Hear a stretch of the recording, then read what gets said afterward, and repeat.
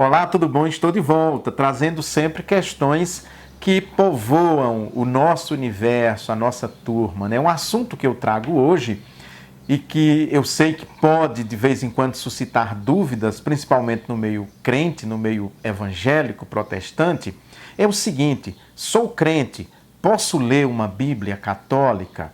Vamos falar sobre essa diferença entre a Bíblia católica e a Bíblia que os crentes usam. Mas antes de entrar propriamente nesse assunto, eu quero pedir 3 coisas para você. É muito? Não é. Você vai ver que são coisas muito simples. A primeira, se você ainda não é inscrito no meu canal, eu peço que você se inscreva. Vai ser muito bacana ter você fazendo parte desse grupo. O segundo é que você dê uma like curtindo esse vídeo, porque isso ajuda muito na sua divulgação. E o terceiro, se você já se inscreveu no canal, é você ativar o sininho para sempre que a gente chegar com um vídeo novo, você seja avisado, tá bom? Mas já, depois de um break de 15 segundos, eu volto para falar sobre sou crente, posso ler a Bíblia católica?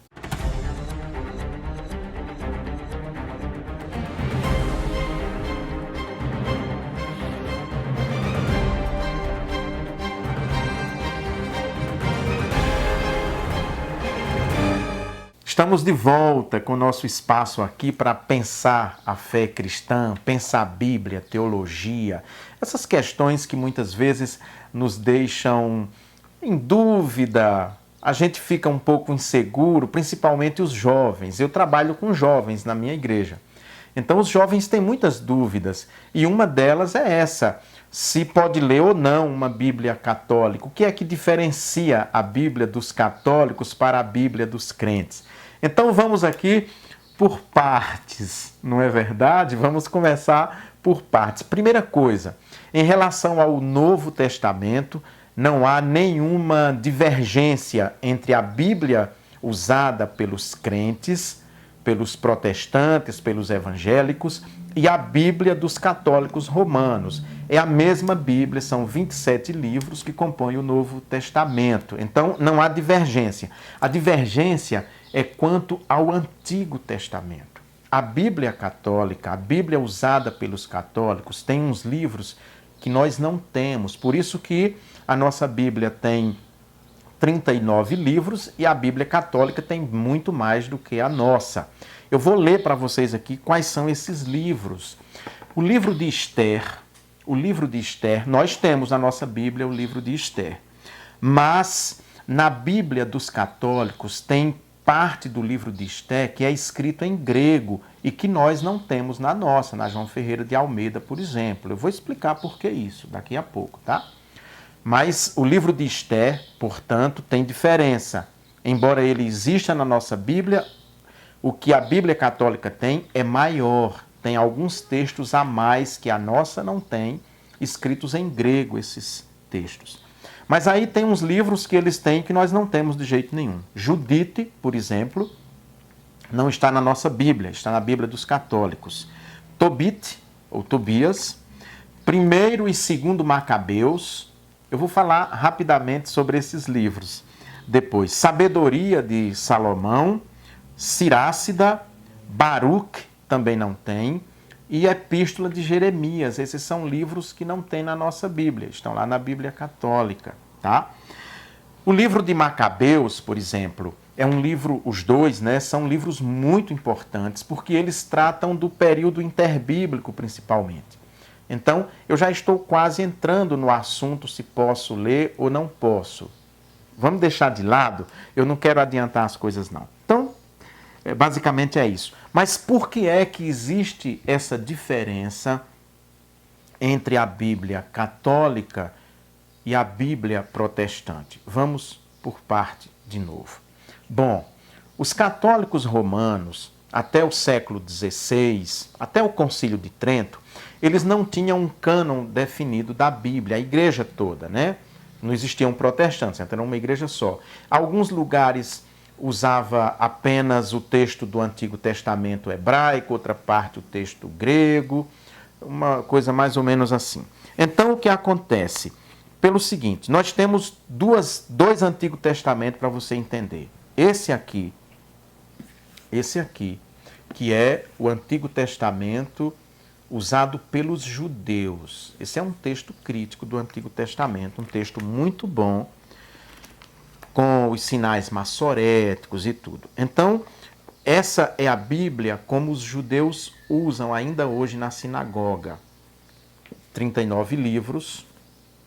E interessante que ela encerra, não é com Malaquias, como a nossa, ela encerra com 2 Crônicas. Então essa é a Bíblia usada pelos judeus, desde o ano 100 que os judeus estabeleceram esse cânon aqui. O ano 100 da nossa era numa espécie de concílio que teve.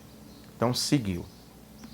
Acontece que tem uma outra Bíblia falada, eu já falei nela no último encontro nosso, chamada de Septuaginta. Septuaginta vem de 70, né? Essa Bíblia aqui é muito interessante porque ela é uma Bíblia em grego, ou seja, o Antigo Testamento hebraico, esse aqui, foi traduzido para o grego. Eu falei já sobre isso, então não vamos retomar o assunto. Mas, além do Antigo Testamento hebraico, que foi traduzido para o grego, durante o período interbíblico, 400 anos, que vai de Malaquias, o último profeta, até Mateus, o primeiro livro, né, do Novo Testamento, mas não o primeiro a ser escrito, apenas para a gente ter uma referência, né? Então nós temos ali 400 anos de período interbíblico. Durante esse tempo, foram escritos alguns textos em grego, escritos por judeus da dispersão, tá bom? Para você ter uma ideia, os escritores do Novo Testamento, quando eles citam o Antigo Testamento, eles não citam o texto hebraico, eles citam esse texto aqui em grego. Então era um texto conhecido, Paulo conhecia muito bem, João conhecia, todos os apóstolos, todos os escritores do Novo Testamento, porque esse era o livro muito usado principalmente na dispersão, porque as pessoas não falavam o hebraico, simples assim. E o grego era uma língua comum, o grego koiné. E aí, durante esses 400 anos, continuaram textos sendo escritos e, em algumas comunidades, os judeus usavam aqueles textos na sinagoga, para estudo, para instrução. Tudo bem? Só que, por volta do ano 100, os judeus se reuniram e disseram o seguinte: todos os livros que foram escritos em grego, nós não reconhecemos como inspirados por Deus. Não fazem parte do cânon, do Tanar. Eles não se encaixam nem na Torá, nem em Neviim, nem em Ketuvim, nos 3 blocos de livros que compõem o Tanar, o Antigo Testamento hebraico. Eles não aceitaram, os judeus.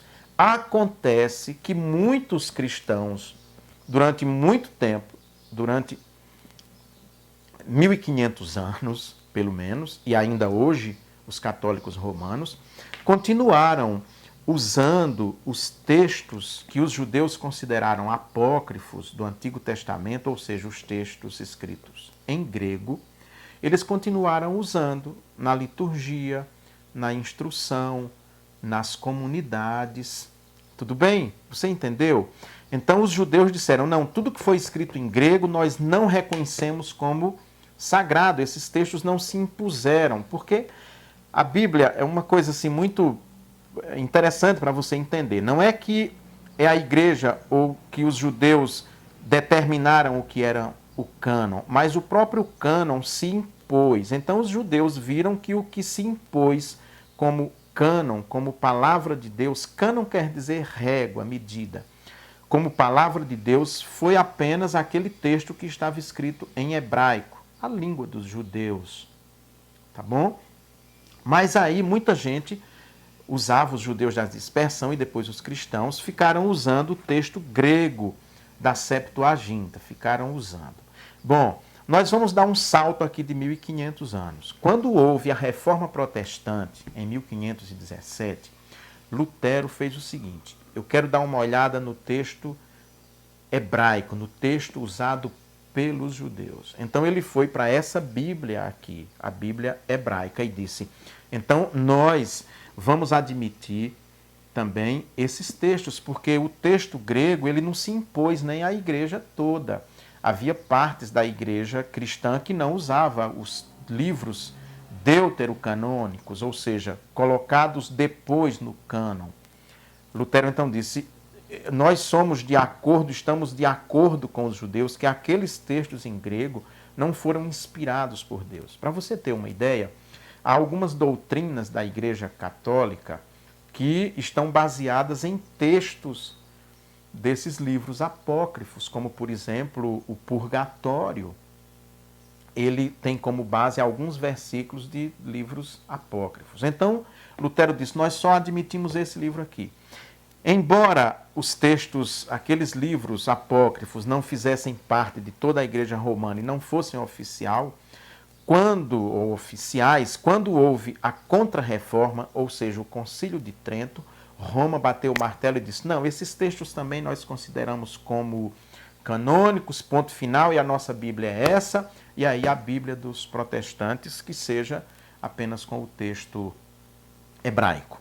Acontece que quando Lutero fez a tradução da Bíblia, eu tenho aqui, eu não trouxe porque não era necessário, mas eu tenho aqui a tradução da Bíblia de Lutero para o alemão. Quando Lutero traduziu a Bíblia do hebraico para o alemão, o que ele fez? Ele colocou entre o Antigo e o Novo Testamentos, inicialmente, todos aqueles livros que nós conhecemos como apócrifos. Lutero traduziu aqueles livros e colocou ali no meio, entre um testamento e outro, com uma nota remissiva, avisando que aqueles livros não eram inspirados por Deus. Eu tenho uma Bíblia muito boa, que se chama TEB. Aí nós temos aqui a TEB, Tradução Ecumênica da Bíblia, que é uma tradução feita por católicos e protestantes. Inclusive, um dos tradutores dessa Bíblia aqui para o português, alguns eu conheço, conhecia porque morreram. Nessa tradução aqui, TEB, os livros apócrifos, eles vêm no meio da Bíblia, como Lutero imaginou. Tá vendo? Isso aqui que eu estou segurando são os livros apócrifos. Então é fácil, se um crente tem essa Bíblia aqui, é a que eu, por exemplo, eu indicaria se alguém quiser conhecer os textos apócrifos, porque aí, como eles estão aqui no meio, não causa muita confusão, é menos, né? Então tá aqui a tradução. Mas se você vai para outra tradução da Bíblia católica, como por exemplo essa aqui, para mim essa Bíblia, a Bíblia de Jerusalém, um trabalho feito pela L'École Biblique de Jerusalém, tinha como o grande inspirador dessa escola de tradução, um dominicano, um frade dominicano, o padre Lagrange, tradutor da Bíblia, conhecedor do grego, do hebraico, né? Então, aqui no Brasil também nós temos essa tradução aqui, a Bíblia de Jerusalém. Ela é uma Bíblia que eu indico. Um dos tradutores e coordenadores dela, Gilberto da Silva Gorgulho, que já faleceu, eu convivi com ele na mesma casa. Essa tradução aqui, da CNBB, que é uma tradução feita e é usada na liturgia romana, nas missas, é uma tradução primorosa, muito boa, cuidadosa para você. Mas nós temos essa edição pastoral, que é uma Bíblia também que eu tenho e que gosto muito. Quando eu digo que eu tenho e que gosto, é porque eu já li essas traduções todas, né? Mas a pergunta é a seguinte: eu sou crente, eu posso ler a Bíblia dos católicos? É claro que você pode ler. O que é que você precisa ter cuidado? Naqueles livros apócrifos, ou seja, nos livros que foram escritos em grego durante o período interbíblico, você precisa entender que aqueles livros não são palavra de Deus inspirada e você vai ler como você lê um livro qualquer. Você não pode fundamentar nenhuma doutrina, você não pode fazer uma meditação, você não pode pregar na igreja tendo como base um daqueles textos apócrifos ou deuterocanônicos, mas você pode ler, assim como você lê um livro de qualquer autor cristão e que aquele livro o instrui, traz conforto espiritual, você pode ler os livros apócrifos sem nenhum problema, você não vai para o inferno por causa disso. Houve um tempo em que os crentes imaginavam que se pegasse numa Bíblia católica estava quase condenado ao inferno. Isso é um pensamento tacanho, atrasado, esquisito, que não leva a nada, que não leva a nada. O que nós precisamos entender é que aqueles livros considerados apócrifos não servem para a formulação de doutrinas, porque eles não são inspirados por Deus.